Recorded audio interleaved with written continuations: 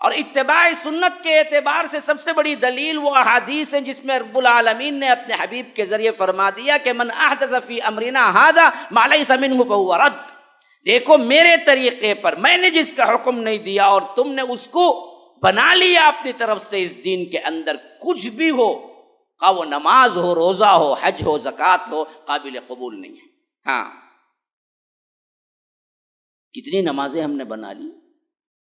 شب برات کی نماز الگ نماز ہے، فلاں کی نماز ہے. کتنے روزے ہم نے ایجاد کر لیے، کتنی درود ہم نے ایجاد کر لیے، درود تاج فلاں تاج کمپنی کی. ہاں، یہاں کتاب و سنت کے ساتھ مہر لگی ہوئی بھی نہیں ہے. کتنی چیزیں ہم نے بنا لی، وہ سب اللہ کے ہاں قبول ہونے والی نہیں ہے ہرگز بھی. اچھا ہی عمل ہے، اس کے لیے وہ حدیث کبھی نہیں بھولنا چاہیے، دارمی کے اندر موجود ہے. بڑے غور سے سنیے، دارمی کے اندر روایت ہے، ابن مسعود رضی اللہ عنہ جب کوفے کے گورنر تھے اس وقت کا یہ حادثہ ہے کہ کچھ لوگ دروازے پہ بیٹھ جایا کرتے تھے حضرت ابن مسعود سے علم لینے کے لیے نماز فجر سے پہلے پہلے، اور سب سے اہم ترین عہدے پر ابو موسیٰ اشعری نامی ایک صحابی بھی تھے.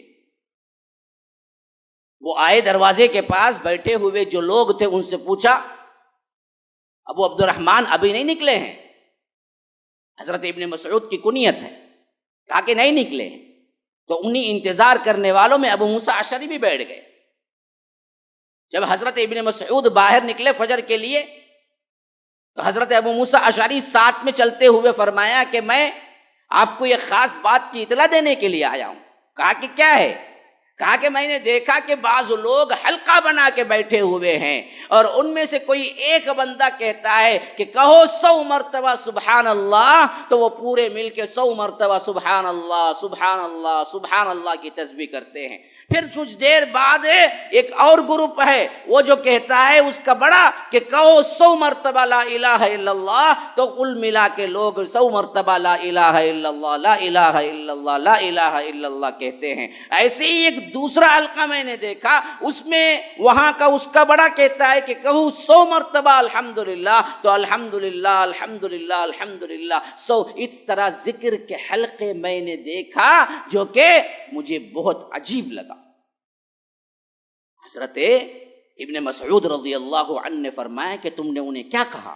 وہ موسیٰ اشعری کہتے ہیں میں نے ابن مسعود سے کہا کہ میں نے کچھ نہیں کہا، میں یہ واقعہ آپ تک لانے کے لیے دوڑے بھاگے آیا، ابھی آپ دروازے سے نکلے نہیں تھے تو میں نے بیٹھ کے انتظار کیا. تو حضرت ابن مسعود کو اتنا غصہ آیا کہ تم پہلے کیوں نہیں کہہ دیتے؟ تمہارے اس عمل سے بہتر ہے کہ تم اپنے گناہوں کو شمار کرو بیٹھ کے کہ تم نے کیا کیا کیا تھا. پھر اس کے بعد تیزی سے ہاتھ پکڑ کے گھر میں داخل ہوئے، مسجد میں داخل ہوئے، اور دیکھا حال وہی ہے کہ ایک طرف سبحان اللہ کے نعرے، ایک طرف لا الہ الا اللہ، ایک طرف الحمدللہ. اور آج بھی ہمارے مسجدوں میں باقاعدہ موجود ہے، بہت سی مساجد میں بعد نماز فجر افضل الذکری، پھر وہ امام صاحب بولتے ہیں لا الہ 11 مرتبہ، یہ لا الہ الا اللہ. اب پوچھو بھائی افضل الذکر ہے بھائی، ہاں افضل الذکر ہے.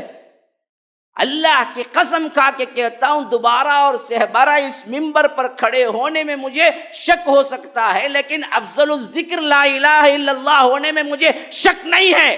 لیکن اللہ کی قسم کھا کے کہتا ہوں اس طرح پڑھنا بدعت ہے.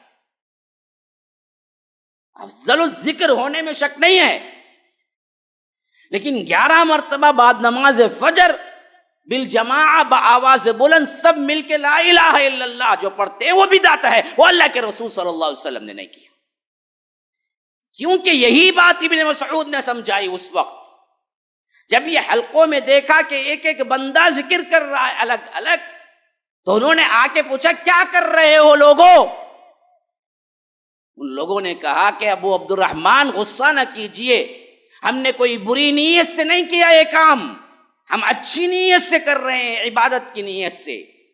حضرت ابن مسعود نے فرمایا بہت سے لوگ خیر کی نیت کر کے ہی کرتے ہیں لیکن خیر تک پہنچتے نہیں ہیں.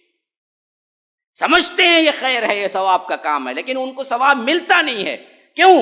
وہ اللہ کے رسول کی سنت کو چھوڑ دیتے ہیں۔ پھر اس کے بعد جو لیکچر دیا وہ بہت ہی قابل غور ہے میرے مسلمان بھائیوں۔ ابن مسعود رضی اللہ عنہ نے فرمایا کہ تمہیں کیا ہو گیا ہے؟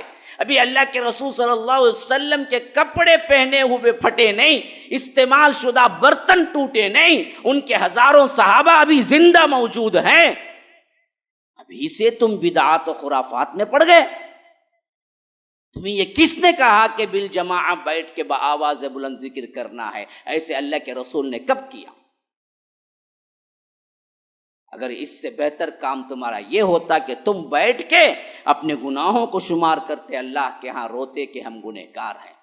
انہی بدعتوں کی وجہ سے تم گمراہ ہوگے، اور یہ گمراہی شاید ایسے ہی لوگوں کے بارے میں اللہ کے رسول صلی اللہ علیہ وسلم نے فرمایا، بعض لوگ میرے بعد آئیں گے جو قرآن پڑھیں گے لیکن ان کا قرآن حلق سے نیچے نہیں اترے گا، جیسے تیر شکار سے نکل جاتا ہے اس طرح ان کے دل سے ایمان نکل چکا ہوگا۔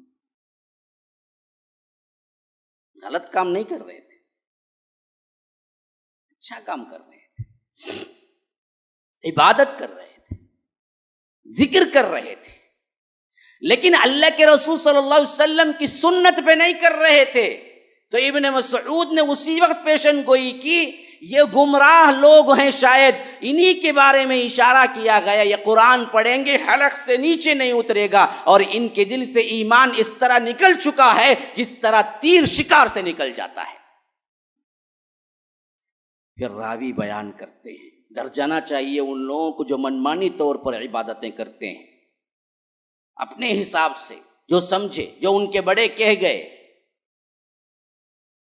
راوی بیان کرتے ہیں، پھر ہم نے حضرت علی سے لڑنے والے اہل خوارج میں دیکھا کہ اکثر لوگ ان میں وہی تھے جو ابن مسعود نے بتایا کہ یہ وہ لوگ ہوں گے جو حلق سے نیچے قرآن نہیں اترے گا اور ایمان ان کے دل سے نکل چکا ہوگا جس طرح تیر شکار سے نکل جاتا ہے۔ یہی لوگ خوارج بنے، آگے جا کر یہی لوگ جنگ نہروان میں حضرت علی کے ہاتھوں مارے بھی گئے۔ تو بدعتوں کا سپورٹ اور بدعتوں کو ایجاد کرنا اور سمجھنا کہ یہ اللہ کے رسول صلی اللہ علیہ وسلم کا عمل ہے یا سنت ہے یا اس سے بھی بہتر ہے، تو یاد رکھو انسان گمراہی کی راہ نکلتا ہے، اور یہاں تک کہ جہنم کی راہ پر اختتام ہوتا ہے اس کا۔ مرتا وہ ہے اس حیثیت سے کہ وہ ایمان سے بالکل نکل چکا ہوتا ہے میرے بھائی۔